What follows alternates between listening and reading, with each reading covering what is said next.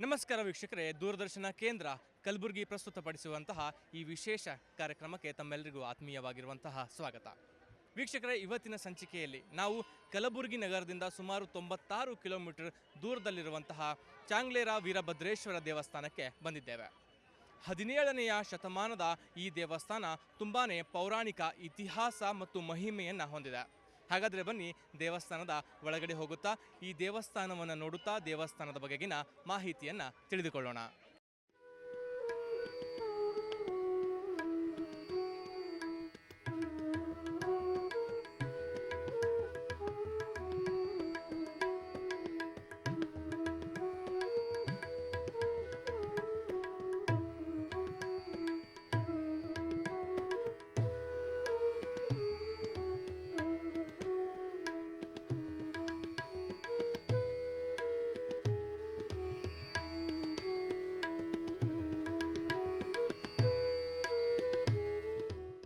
So ವೀಕ್ಷಕರೇ, ದೇವಸ್ಥಾನದ ಒಳಗಡೆ ಬಂದಾಯಿತು. ಈ ದೇವಸ್ಥಾನದ ಅರ್ಚಕರಾಗಿರುವಂತಹ ರಾಜಶೇಖರರು ನಮ್ಮ ಜೊತೆಗಿದ್ದಾರೆ. ಅವ್ರ ಜೊತೆ ಮಾತನಾಡ್ತಾ ಈ ದೇವಸ್ಥಾನದಲ್ಲಿ ನಡೆಯುವಂತಹ ಪೂಜಾ ಕೈಂಕರ್ಯಗಳು ಮತ್ತು ಜಾತ್ರೆಯ ವಿಶೇಷತೆಯನ್ನು ತಿಳಿದುಕೊಳ್ಳೋಣ. ಬನ್ನಿ ಸರ್. ನಮಸ್ತೆ.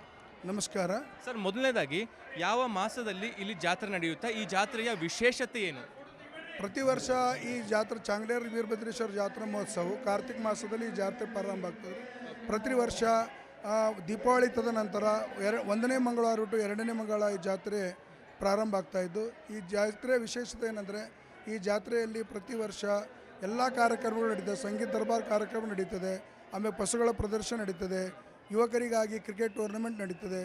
ತದನಂತರ ಮತ್ತು ನಮ್ಮಲ್ಲಿ ಪಲ್ಲಕ್ಕಿ ಉತ್ಸವ ನಡೆಯುತ್ತದೆ, ಮತ್ತು ಆಮೇಲೆ ಮುತ್ತಿನ ಪಲ್ಲಕ್ಕಿ ಮತ್ತು ಬೆಳ್ಳಿ ಪಲ್ಲಕ್ಕಿ ಉತ್ಸವ ನಡೀತದೆ. ಅದರ ಜೊತೆಗೆ ಹೊರಗಿನ ಬಂದಿರ್ತ ವೀರಗಾಸ ತಂಡ ಮತ್ತು ಪುರಂತರ ಸೇವೆ, ಸದಾ ಅನೇಕ ರೀತಿಯ ಮತ್ತು ಸಂಗೀತ ದರ್ಬಾರ ಕಾರ್ಯಕ್ರಮ, ಶಿವಾನುಗೋಷ್ಠಿ ಕಾರ್ಯಕ್ರಮ ಮತ್ತು ರಥೋತ್ಸವ ಕಾರ್ಯಕ್ರಮ ಪ್ರತಿದಿನ 2 ದಿವಸಗಳ ಕಾಲ ಅತಿ ವಿಜೃಂಭಣೆಯಿಂದ ಕರ್ನಾಟಕ, ಮಹಾರಾಷ್ಟ್ರ, ಆಂಧ್ರ, ತೆಲಂಗಾಣದ ಎಲ್ಲ ಕಡೆಯಿಂದ ಭಕ್ತಾದಿಗಳು ಲಕ್ಷಾಂತರ ಬಂದು ಇಲ್ಲಿ ದೇವರ ಒಂದು ಆಶೀರ್ವಾದ ಪಡೆದುಕೊಂಡು ಪುನೀತರಾಗ್ತಾರೆ.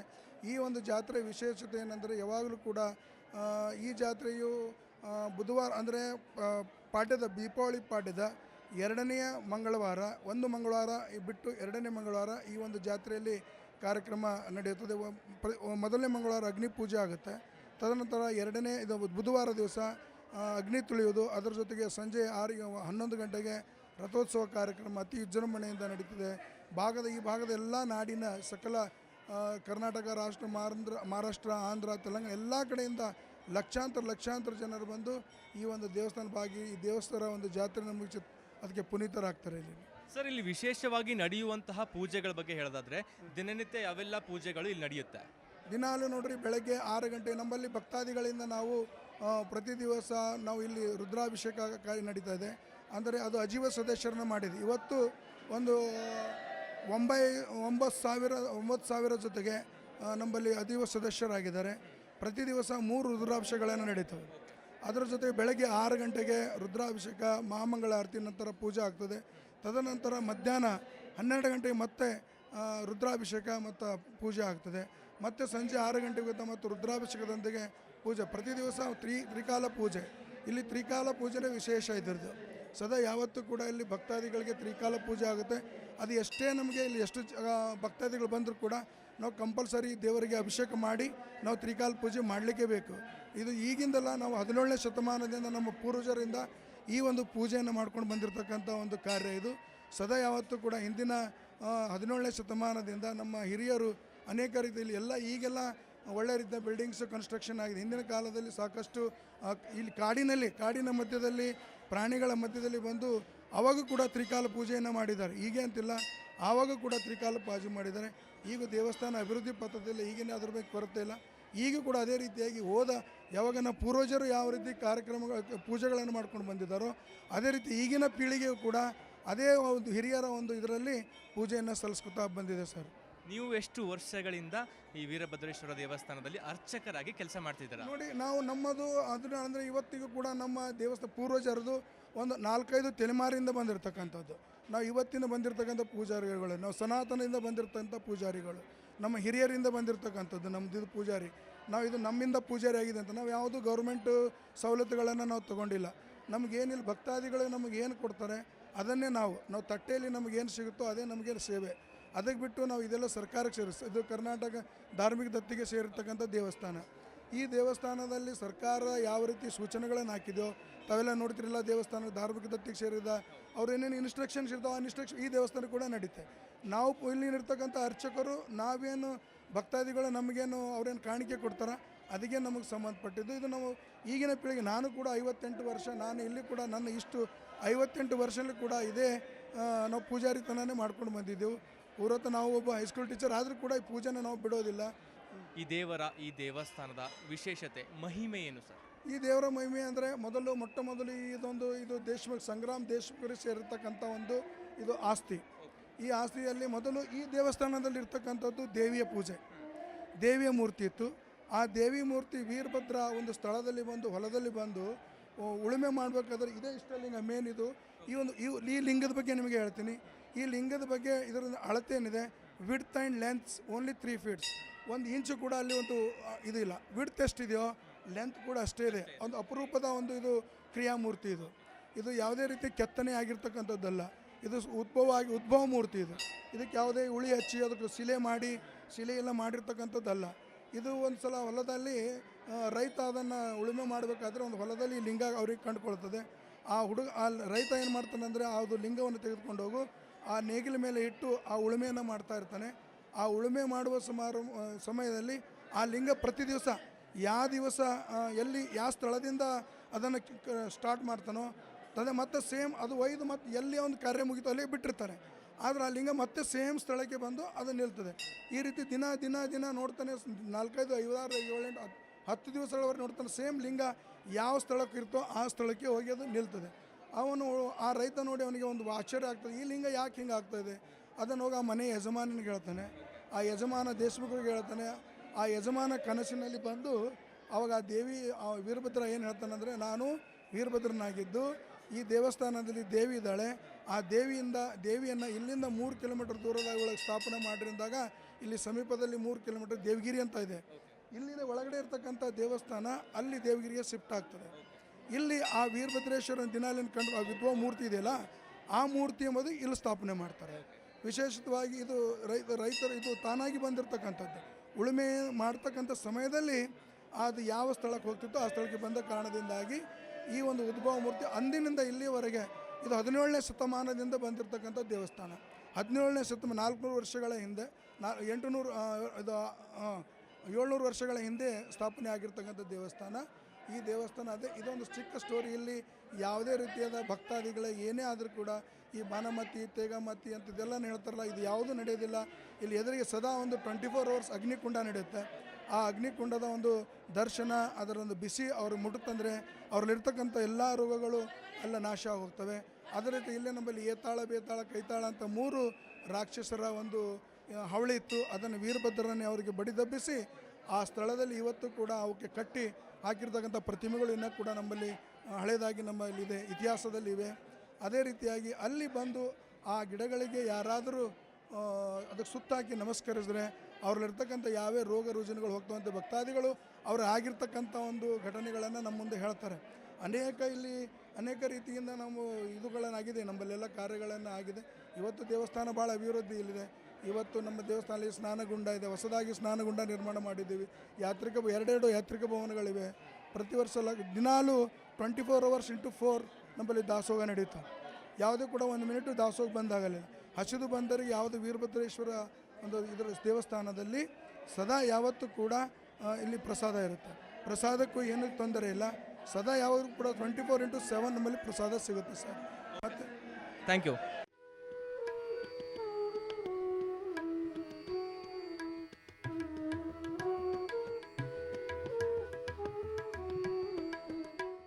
ಈ ಗ್ರಾಮದ ಕಂದಾಯ ನಿರೀಕ್ಷಕರಾಗಿರುವಂತಹ ಸಂಜಯ್ ಅವರು ನಮ್ಮ ಜೊತೆಗಿದ್ದಾರೆ. ಅವ್ರ ಜೊತೆ ಮಾತನಾಡ್ತಾ ಇಲ್ಲಿ ಬರುವಂತಹ ಭಕ್ತಾದಿಗಳಿಗೆ ಏನೆಲ್ಲ ವ್ಯವಸ್ಥೆಗಳನ್ನು ಮಾಡಲಾಗಿದೆ ಅನ್ನೋದನ್ನ ಅವರಿಂದನೇ ತಿಳ್ಕೊಳ್ಳೋಣ ಬನ್ನಿ. ಜಿಲ್ಲಾ ಆಡಳಿತಾಧಿಕಾರಿ ಮತ್ತು ಸಹಾಯಕ ಆಯುಕ್ತರು ಬಸವ ಕಲ್ಯಾಣ ಮತ್ತು ತಾಲೂಕು ಆಡಳಿತ ಚುಡುಗುಪ್ಪ ವತಿಯಿಂದ ಇಲ್ಲಿ ಭಕ್ತಾದಿಗಳಿಗೆಲ್ಲ ನೀರಿನ ವ್ಯವಸ್ಥೆ ಇದೆ, ಪೊಲೀಸ್ ಬಂದೋಬಸ್ತ್ ಇದೆ, ಬಸ್ ಸೌಕರ್ಯ ಇದೆ, ರೂಮ್ಸ್ ಇದೆ, IB ಇದೆ, ಇಲ್ಲಿ ಭಾಳಷ್ಟು ಸೌಕರ್ಯ ಇದೆ. ಆಮೇಲೆ ದಾಸೋಗ ಇದೆ ಸರ್. ಇಲ್ಲಿ ದೇವಸ್ಥಾನ ವತಿಯಿಂದ ದಾಸೋಗ ಇದೆ ಮತ್ತು ಅದಕ್ಕೆ ಬಿಟ್ಟು ಮತ್ತು ಬಹಳಷ್ಟು ಭಕ್ತಾದಿಗಳು ಅಲ್ಲಿ ದಾಸೋಗ ಮಾಡ್ತಾ ಇದ್ದಾರೆ. ಯಾವುದೇನು ಇದಕ್ಕೆ ಕೊರತೆ ಇಲ್ಲ. ಭಾಳ ಅಚ್ಚುಕಟ್ಟಾಗಿ ಪೊಲೀಸ್ ಬಂದೋಬಸ್ತ್ ಇದೆ. ಭಾಳ ಚೆನ್ನಾಗಿದೆ ಸರ್. ಯಾಕಂದರೆ ಲಕ್ಷಾಂತರ ಸಂಖ್ಯೆಯಲ್ಲಿ ಭಕ್ತರು ಬರ್ತಾರೆ ಅಂದಮೇಲೆ ಎಲ್ಲ ರೀತಿಯಾಗಿರುವಂತಹ ಸೆಕ್ಯೂರಿಟಿ ದೃಷ್ಟಿಯಿಂದ ನಾವು ನೋಡಬೇಕಾಗುತ್ತೆ. ಸೊ ಅದೇ ಯಾವ ರೀತಿ ಸರ್, ಹಂತ ಹಂತವಾಗಿ ಎಲ್ಲ ಕಡೆ ಕ್ಯಾಮ್ರಾ ವ್ಯವಸ್ಥೆ ಮಾಡಲಾಗಿದೆ. ಈ ಚಾಂಗ್ಲೇರ ಗ್ರಾಮದ ಪಂಚಾಯತ್ ವತಿಯಿಂದ ಚಾಂಗ್ಲೇರ ಭಕ್ತಾದಿಗಳು ಭಾಳಷ್ಟು ಇಲ್ಲಿ ಅಚ್ಚುಕಟ್ಟಾಗಿ ಕೆಲಸ ಮಾಡ್ತಾ ಇದ್ದಾರೆ. ಎಲ್ಲ ಹಂತದಲ್ಲಿ ಅಲ್ಲಿ ತೆಂಗಿನಕಾಯಿ ಆಗಲಿ, ನೈವೇದ್ಯ ಆಗಲಿ, ಮೇನ್ ದರ್ಶನ ಆಗಲಿ, ಲೈನ್ನಲ್ಲೇ ಹೋಗೋಂಥ ದರ್ಶನ ಆಗಲಿ, ಎಲ್ಲ ಕಡೆ ಕ್ಯಾಮ್ರಾ ವ್ಯವಸ್ಥೆ ಇದೆ. ಪೊಲೀಸ್ ಬಂದೋಬಸ್ತ್ ಇದೆ. ಚಾಂಗ್ಲೇರ ಗ್ರಾಮಸ್ಥರು ಎಲ್ಲ ಅಚ್ಚುಕಟ್ಟಾಗಿ ಭಾಳಷ್ಟು ಆ್ಯಕ್ಟಿವ್ ಆಗಿ ಕೆಲಸ ಮಾಡ್ತಾಯಿದ್ದಾರೆ ಸರ್. ಹಾಗೆ ನಮ್ಮ ತಾಲೂಕು ಆಡಳಿತ ವತಿಯಿಂದ, ನಮ್ಮ ತಹಸೀಲ್ ಕಾರ್ಯಾಲಯದಿಂದ ನಮ್ಮ ಸಿಬ್ಬಂದಿನೂ ಕೂಡ ಇದ್ದಾರೆ ಸರ್. ಸಂಖ್ಯೆಯಲ್ಲಿ ಲಕ್ಷಾಂತರ ಸಂಖ್ಯೆಯಲ್ಲಿ ಭಕ್ತಾದಿಗಳು ಬರ್ತಿದ್ದಾರೆ. ಸೊ ಅವ್ರನ್ನ ಮ್ಯಾನೇಜ್ ಮಾಡೋದು ಏನಾದರೂ ಕಷ್ಟ ಆಗ್ತಿದೆ? ಇಲ್ಲ ಸರ್, ದೇವ್ರ ಭಕ್ತಿ ದೇವರ ಆಶೀರ್ವಾದದಿಂದ ನಮಗೆಲ್ಲ ಶಕ್ತಿ ಕೊಟ್ಟಾನ ದೇವರು. ಭಾಳ ಒಳ್ಳೆ ಆ್ಯಕ್ಟಿವ್ ಆಗಿ ಎಲ್ಲರೂ ಕೆಲಸ ಮಾಡ್ತಾರೆ. ಯಾವುದೇನು ತೊಂದರೆ ಇಲ್ಲ. ಭಾಳ ಒಳ್ಳೆ ಆಡಳಿತದ ಸರ್. ಇಲ್ಲೆಲ್ಲ ವ್ಯವಸ್ಥೆ ಚೆನ್ನಾಗಿದೆ ಸರ್. ದೇವಸ್ಥಾನ ಭಾಳ ಪುರಾತನ ಕಾಲ ದೇವಸ್ಥಾನ, ಭಾಳ ಶಕ್ತಿವಂತರು ಇವರು ವೀರಭದ್ರೇಶ್ವರ ಚಾಂಗ್ಲೇರ ದೇವಸ್ಥಾನ. ಅದಕ್ಕೆ ಬಿಟ್ಟು ಭಾಳಷ್ಟು ಇಲ್ಲಿಂದ ಇತಿಹಾಸ ಅದ ಸರ್. ಇಲ್ಲಿ ಬೇಡ್ಕೊಂಡವರು, ಇಲ್ಲಿ ಈ ದೇವ್ರಿಗೆ ನಡ್ಕೊಂಡವ್ರಿಗೆ ಏನು ಮನಸ್ಸಿನಲ್ಲೇ ಭಕ್ತಿ ಇಟ್ಟುಕೊಂಡು ಏನು ಬೇಡ್ಕೊಳ್ತಾರೆ ಅವ್ರದ್ದೆಲ್ಲ ದೇವರು ಪೂರೈಸ್ತಾನೆ. Okay sir, thank you. So ನೋಡಿದ್ರಲ್ಲ ವೀಕ್ಷಕರ, ಈ ದೇವಸ್ಥಾನದ ಬಗ್ಗೆ ಮತ್ತಷ್ಟು ಮಾಹಿತಿಯನ್ನು ತಿಳಿದುಕೊಳ್ಳುತ್ತಾ ದೇವಸ್ಥಾನವನ್ನು ನೋಡೋಣ ಬನ್ನಿ.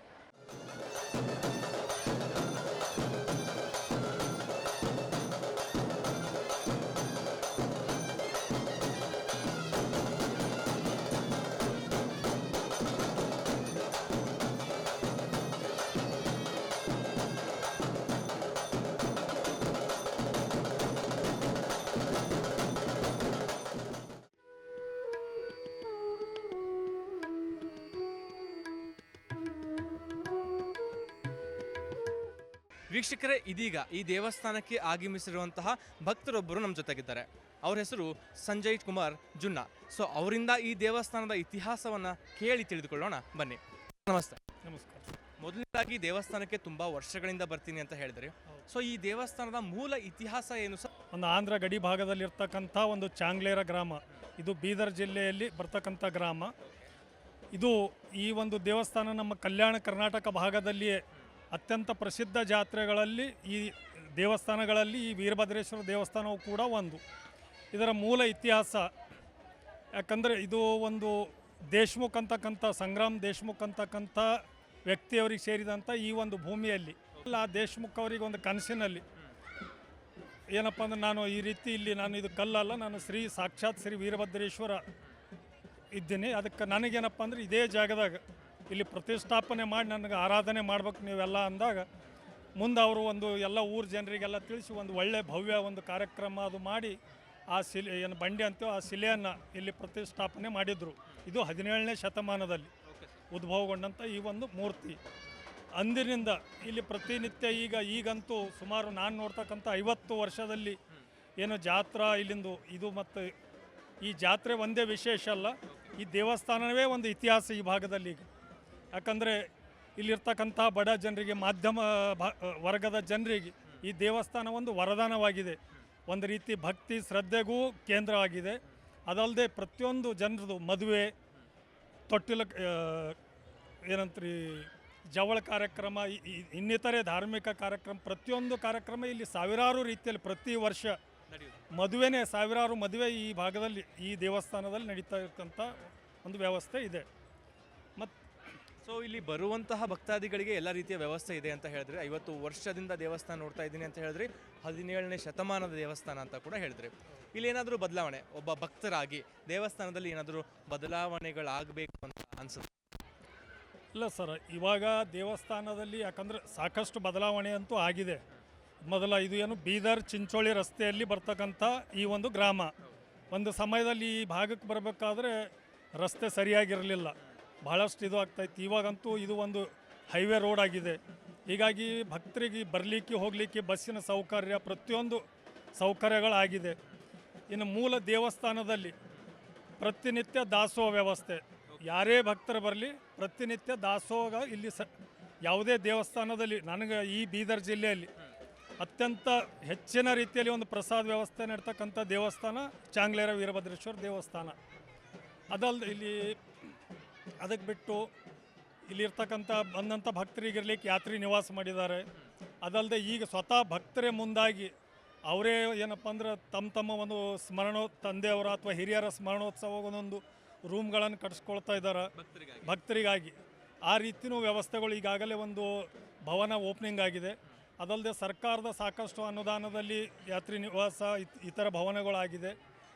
ಇನ್ನು ಇಲ್ಲಿ ಇನ್ನೊಂದು ಇದು ನಿಸರ್ಗದ ಒಂದು ಮಡಿಲಲ್ಲಿರ್ತಕ್ಕಂಥ ಸ್ಥಳ, ಸುತ್ತಮುತ್ತಲು ಗುಡ್ಡಗಾಡು ಅರಣ್ಯ ಪ್ರದೇಶ. ಈ ಭಾಗದಲ್ಲಿ ಹಿಂದೆ ಒಂದು ಮಕ್ಕಳ ಒಂದು ಗಾರ್ಡನ್ ಉದ್ಯಾನವನವು ಸಹ ನಿರ್ಮಾಣಗೊಂಡಿದೆ ಭಕ್ತರಿಗೆ. ಅದು ಒಂದು ಹಿಂದಿರ್ತಕ್ಕಂಥ ಜನಪ್ರತಿನಿಧಿಗಳ ಅನುದಾನದಲ್ಲಿ ಒಂದು ಉದ್ಯಾನ ನಿರ್ಮಾಣಗೊಂಡಿತ್ತು, ಭಾಳ ಒಳ್ಳೆ ರೀತಿಯಲ್ಲಿ ನಡೀತಾ ಇತ್ತು. ಈಗ ಆ ಉದ್ಯಾನ ಸ್ವಲ್ಪ ಏನೋ ಇದು ಆಗಿಬಿಟ್ಟಿದೆ, ಅರಣ್ಯ ಇಲಾಖೆದವರು ಇದರಲ್ಲಿತ್ತು. ಅದಕ್ಕೆ ಅದು ಒಂದು ರೀತಿ ಡೆವಲಪ್ ಮಾಡಬೇಕು. ಅದಲ್ಲದೆ ಇದ್ರ ಪಕ್ಕದಲ್ಲೇ ಒಂದು ಕೆರೆ ಇದೆ. ಆ ಕೆರೆನೂ ಏನಪ್ಪ ಅಂದ್ರೆ ಅಭಿವೃದ್ಧಿ ಪಡಿಸಿ ಅಲ್ಲೂ ಭಕ್ತರಿಗೆ, ಇಲ್ಲಿ ಬಂದಂಥ ಭಕ್ತರಿಗೆ ಅಲ್ಲೂ ಸ್ವಲ್ಪ ವಿಹಾರ ಮಾಡಲಿಕ್ಕೆ ಅಲ್ಲಿ ಒಂದು ಅಭಿವೃದ್ಧಿ ಪಡಿಸ್ತಕ್ಕಂಥ ಕೆಲಸ ಆಗಬೇಕು. ಈಗಾಗಲೇ ಇದ್ರ ಬಗ್ಗೆ ಇಲ್ಲಿಂದ ಶಾಸಕರು ಅವರೆಲ್ಲ ಸರ್ಕಾರ ಗಮನಕ್ಕೂ ತರ್ತಾ ಇದ್ದಾರೆ. ಸರ್, ಇಲ್ಲಿನ ಭಕ್ತರಾಗಿ ಮೂಲ ಈ ದೇವಸ್ಥಾನದ ಬಗ್ಗೆ, ದೇವರ ಬಗ್ಗೆ ಕೇಳೋದಾದ್ರೆ ಈ ದೇವರ ಪವಾಡ ಮಹಿಮೆಯ ಬಗ್ಗೆ ಒಬ್ಬ ಭಕ್ತರಾಗಿ ನೀವು ಇಷ್ಟಪಡ್ತೀರಿ? ಸರ್, ಈ ಶ್ರೀ ವೀರಭದ್ರೇಶ್ವರ ನಾವು ಬೇಡಿದ ವರವನ್ನು ಕೊಡ್ತಕ್ಕಂಥ ಇಷ್ಟಾರ್ಥ ದೇವರು. ಯಾವುದೇ ನಾವು ಭಕ್ತರು ಮನಸ್ಸಿನಿಂದ, ಯಾಕಂದರೆ ಇಲ್ಲಿ ಈ ದೇವಸ್ಥಾನಕ್ಕೆ ಬರಬೇಕಾದ್ರೂ ಒಂದು ಮೇನ್, ನಾವು ಯಾವುದೇ ದೇವಸ್ಥಾನದಲ್ಲೂ ಹೋದ್ರೂ ಒಂದು ಪೂಜೆ ಅದು ಮಾಡ್ಬೇಕಾದ್ರೆ ನಾವು ಡೈರೆಕ್ಟ್ ಹುಟ್ಟು ಬಟ್ಟೆ ಮ್ಯಾಗ ಹೋಗ್ಬೋದು. ಬಟ್ ಇಲ್ಲಿನ ದೇವಸ್ಥಾನದಲ್ಲಿ ನಾವು ಮಡೆ ಸ್ನಾನ ಮಾಡಿಯೇ ಒಳಗೆ ಪೂಜೆಯನ್ನು ಮಾಡ್ತಕ್ಕಂಥ ವ್ಯವಸ್ಥೆ ಈ ದೇವಸ್ಥಾನದಲ್ಲಿದೆ. ಅದಲ್ಲದೆ ಪ್ರತಿ ವರ್ಷ ಜಾತ್ರೋತ್ಸವದಲ್ಲಿ ತಮ್ಮ ಹರಕೆ ಅಂತೇನು ಅಗ್ನಿ ಪ್ರವೇಶ ಮಾಡ್ತಕ್ಕಂಥ ಜನರು ಸುಮಾರು 90% ಜನರು ಸಹ ಇಲ್ಲಿ ಬಂದು ಅಗ್ನಿ ಕುಂಡದಲ್ಲಿ ನೀರಿನ ಸ್ನಾನವನ್ನು ಮಾಡೇ ಅಲ್ಲಿ ಹೋಗಿ ಅಗ್ಗಿ ತುಳಿತಕ್ಕಂಥ ಪರಿಪಾಠ ಇರ್ತಕ್ಕಂಥ ಈ ದೇವಸ್ಥಾನ ಇದು ಒಂದು ಜಾಗೃತವಾದಂಥ ಸ್ಥಳ. ಯಾಕಂದರೆ ಈ ದೇವಸ್ಥಾನದಲ್ಲಿ ಏತಾಳ್ ಬೇತಾಳ್ ಅಂತಕ್ಕಂಥ ಒಂದು ಸ್ಥಳನೂ ಇದೆ. ಹೀಗಾಗಿ ಇದು ಒಂದು ಜಾಗೃತ ಸ್ಥಳವಾಗಿ ಪರಿಣಮಿಸಿದೆ. ಮತ್ತು ಜನರು ಅಷ್ಟೇ ಶ್ರದ್ಧಾ ಭಕ್ತಿಯಿಂದ ನಡ್ಕೊಂಡವ್ರಿಗೆ ಮಾತ್ರ ವೀರಭದ್ರ ಕೈ ಬಿಟ್ಟಿಲ್ಲ. ಯಾಕಂದ್ರೆ ಸುಮಾರು ನಾನೇ 18 ವರ್ಷದಿಂದ ಒಂದು ಏನೋ ಪ್ರಸಾದ ವ್ಯವಸ್ಥೆ ಮಾಡ್ಬೇಕಂತ ಸ್ಟಾರ್ಟಿಂಗ್ ಮಾಡಿದ್ದು. ಇವತ್ತು 18 ವರ್ಷದಿಂದ ನಿರಂತರವಾಗಿ ಪ್ರಸಾದ ವ್ಯವಸ್ಥೆಯನ್ನು ಸೇವೆಯನ್ನು ಮಾಡ್ಕೊಂಡು ಬರ್ತಾ ಇದ್ದೀನಿ. ಇದು ಎಲ್ಲ ಅವರು ವೀರಭದ್ರೇಶ್ವರ ಕೃಪಾ. ಒಳ್ಳೆಯದು sir, thank you so much sir, ತುಂಬ ಇನ್ಫಾರ್ಮೇಷನ್ನ ಕೊಟ್ಟರೆ. ನೋಡಿದ್ಲ ವೀಕ್ಷಕರೇ, ದೇವಸ್ಥಾನದ ಬಗ್ಗೆ, ಈ ದೇವಸ್ಥಾನಕ್ಕೆ ಸುಮಾರು ವರ್ಷಗಳಿಂದ ಬರ್ತಕ್ಕಂತಹ ಒಬ್ಬ ಭಕ್ತರು ತುಂಬಾ ಮಾಹಿತಿಯನ್ನು ಕೊಟ್ಟರು. ಈ ದೇವಸ್ಥಾನದ ಬಗ್ಗೆ ಮತ್ತಷ್ಟು ಮಾಹಿತಿಯನ್ನು ನೋಡೋಣ ಬನ್ನಿ. ಈ ದೇವಸ್ಥಾನಕ್ಕೆ ಆಗಮಿಸಿರುವಂತಹ ಭಕ್ತರೊಬ್ಬರು ನಮ್ಮ ಜೊತೆಗಿದ್ದಾರೆ, ಅವ್ರ ಜೊತೆ ಮಾತನಾಡೋಣ ಬನ್ನಿ. ಮೇಡಮ್ ನಮಸ್ತೆ, ನಮ್ಮ ಹೆಸರು ಸಿಂಧು. ಸಣ್ಣ ವಯಸ್ಸಿನಿಂದ ದೇವಸ್ಥಾನಕ್ಕೆ ಬರ್ತಿದ್ದೇವೆ. ಚಿಕ್ಕವರಿಂದ ದೇವಸ್ಥಾನ ಬರ್ತೀರಿ? ಮೊದಲು ಚೆನ್ನಾಗಿತ್ತು, ಈಗ ಚೆನ್ನಾಗಿದೆ. ಜಾತ್ರೆ ನಿಮಿತ್ತವಾಗಿ ವಿಶೇಷವಾಗಿ ಕುಟುಂಬ ಸಮೇತ ಬಂದಿದ್ದೀರಿ, ಹೇಗೆ ಅನಿಸ್ತಾ ಇದೆ? ಏನೆಲ್ಲ ಮಾಡಿದ್ರಿ? ಭಾಳ ಖುಷಿ ಆಗ್ತಿದೆ. ಜಾತ್ರೆ ಎಲ್ಲ ಚೆನ್ನಾಗಿ ನಡೀತಿದೆ ಅನಿಸ್ತಿದೆ. ಮತ್ತು ಏನಾದ್ರೂ ತಗೋಬೇಕು ಅನ್ನಿಸ್ತಿದೆ. ಇಲ್ಲ ಮುಂದೆ ಆಯಿತು. ಕುಟುಂಬ ಸಮೇತ ಬಂದಿದ್ರೆ ಖುಷಿ ಆಗ್ತಿದೆ. Thank you. ವೀಕ್ಷಕರ, ಈ ದೇವಸ್ಥಾನಕ್ಕೆ ಆಗಮಿಸಿರುವಂತಹ ಮತ್ತೊಬ್ಬ ಭಕ್ತರು ನಮ್ಮ ಜೊತೆಗಿದ್ದಾರೆ, ಅವ್ರ ಜೊತೆ ಮಾತಾಡೋಣ ಬನ್ನಿ. ಮೇಡಮ್ ನಮಸ್ತೆ, ನಮ್ಮ ಹೆಸರು? ನಮ್ಮ ಹೆಸರು ಸಂಗಮ್ಮ. ಓಕೆ, ದೇವಸ್ಥಾನಕ್ಕೆ ಎಷ್ಟು ವರ್ಷದಿಂದ ಆಗಮಿಸ್ತೀರಿ? 10 ವರ್ಷದಿಂದ. ಯಾವ ಊರು ನಿಮ್ಮದು? ಮೋರ್ಗಿ. ಓಕೆ, ಈ ದೇವಸ್ಥಾನಕ್ಕೆ 10 ವರ್ಷದಿಂದ ಬರ್ತೀರಿ. ಹೇಗನ್ಸುತ್ತೆ ಈ ದೇವರ ಮಹಿಮೆ? ಏನನ್ಸುತ್ತೆ ಇಲ್ಲಿನ ಜಾತ್ರೆ, ಇಲ್ಲಿನ ವಿಶೇಷತೆ ಹೇಗನ್ಸುತ್ತೆ? ಎಲ್ಲ ಮಾತ್ಲಿ ಚಂದ ಅದ, ದೇವಸ್ಥಾನ ಬಿ ಚಂದ ಅದ. ಈ ವರ್ಷ ಮತ್ತೆ ಹೆಚ್ಚಿನ ಸಂಖ್ಯೆ ಬಂದದ. ಇಲ್ಲಿ ಬಂದವರಿಗೆ ಎಲ್ಲ ವ್ಯವಸ್ಥೆ ಸರಿಯಾಗಿದೆನಾ? ಎಲ್ಲ ವ್ಯವಸ್ಥೆ ಸರಿಯಾಗ್ಯದ. ದೇವರ ದರ್ಶನ ಮಾಡಿ ಹೇಗನ್ನಿಸ್ತು? ಭಾಳ ಚಂದ ಅನಿಸ್ತದ. ಓಕೆ ಅಮ್ಮ, ಥ್ಯಾಂಕ್ ಯು. ನೋಡಿದ್ಲ ವೀಕ್ಷಕರೇ, ದೇವಸ್ಥಾನಕ್ಕೆ 10 ವರ್ಷದಿಂದ ಬರ್ತೀವಿ, ತುಂಬ ಖುಷಿಯಾಗುತ್ತೆ ಈ ದೇವರ ದರ್ಶನ ಮಾಡೋದ್ರಿಂದ ಅಂತ ಇಲ್ಲಿ ಬಂದಿರುವಂತಹ ಭಕ್ತರು ಕೂಡ ಹೇಳ್ತಾರೆ. ಈ ದೇವಸ್ಥಾನಕ್ಕೆ ಆಗಮಿಸಿರುವಂತಹ ಮತ್ತೊಬ್ಬ ಭಕ್ತರ ಜೊತೆಗಿದ್ದಾರೆ, ಅವ್ರ ಜೊತೆ ಮಾತಾಡೋಣ ಬನ್ನಿ. ಸರ್ ನಮಸ್ತೆ ಸರ್. ನಿಮ್ಮ ಹೆಸರು? ಶ್ರೀನಿವಾಸ್ ಅವರೇ, ಯಾವ ಊರು? ನನ್ನ ಬೀದರ್ ಡಿಸ್ಟಿಕ್ ಚಿಲ್ಲರ್ಗಿ ಗ್ರಾಮ. ಎಸ್, ಬೀದರಿಂದ ಬಂದಿದ್ದೀರಾ? ಹಾಂ, ಹೇಗನ್ಸುತ್ತೆ ಸರ್ ದೇವಸ್ಥಾನಕ್ಕೆ ಎಷ್ಟು ವರ್ಷಗಳಿಂದ ಬರ್ತೀರಿ? ಜಾತ್ರೆ ನೋಡಿದ್ರೆ ತುಂಬ ವಿಜೃಂಭಣೆಯಿಂದ ನಡೀತಾ ಇದೆ, ಎಲ್ಲೆಡೆ ಕಲರ್ಫುಲ್ಲಾಗಿ ಕಾಣಿಸ್ತಾ ಇದೆ, ಹೇಗನ್ಸುತ್ತೆ? ಫಸ್ಟ್ ಕೇಳಿದ ವರ ಕೊಡೋನೇ ವೀರಭದ್ರಪ್ಪ. ಅದ್ರ ಕಡೆಯಿಂದ ಏನಂದ್ರೆ ಇಲ್ಲಿ ಬಂದಿನವ್ರು ಭಕ್ತರು ಎಂದೂ ನಿರಾಶೆಗೊಳ್ಳಲ್ರು. ನಾ ಮುನ್ನುಗೊಳ್ಳಲ್ರು, ನಾ ಹಿಂದೂಗೊಂಡಿಲ್ಲ. ಅದ್ರ ಕಡೆಯಿಂದ ಇಲ್ಲಿಂದ ಪವಾಡ ಏನದಂದ್ರೆ ಭಾಳ ಅಕ್ಷಿಮೆ ಅದ. ಸೊ ಹಲವು ವರ್ಷಗಳಿಂದ ದೇವಸ್ಥಾನಕ್ಕೆ ಬರ್ತಿರಲ್ಲ, ಸೊ ನಿಮಗೆ ಏನೆಲ್ಲ ಅನುಭವ ಆಗಿದೆ? ನನಗೆ ಏನೇನು ಅನುಭವ ಆಗಂದ್ರೆ ಒಂದೆರಡು ಇದ್ರೆ ಹೇಳಕ್ಕೆ ಸುಮ್ಮನೆ ಮೇಜರಾಗಿ ಹೇಳ್ತೀನಿ. ನನಗೊಂದು ಆಕ್ಸಿಡೆಂಟ್ ಆಗಿತ್ತು.